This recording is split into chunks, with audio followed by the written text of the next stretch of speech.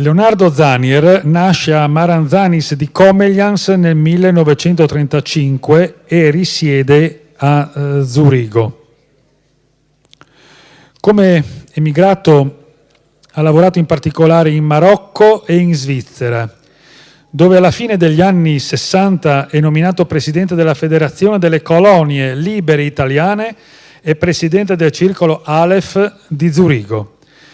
Ha seguito e coordinato per l'Unione Europea progetti di sviluppo contro la marginalità, la povertà e l'esclusione. Attraverso il suo lavoro di educatore, animatore e organizzatore di vaste e capillari reti per l'alfabetizzazione e la formazione degli adulti, in particolare gli immigrati. È tra i più noti autori friulani.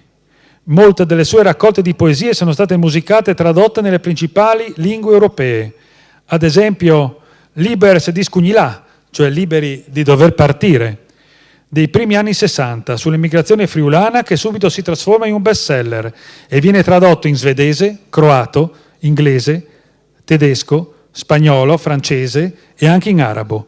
Numerosi sono i suoi lavori teatrali. La motivazione è la seguente: per aver divulgato nel mondo l'epopea dell'immigrazione friulana in qualità di scrittore e di presidente del Circolo Aleph di Zurigo, attraverso lavori teatrali e opere letterarie, tra cui principalmente il libro di poesie Libers di Scugnilà, tradotto in 8 lingue ed è diventato ben presto un best seller.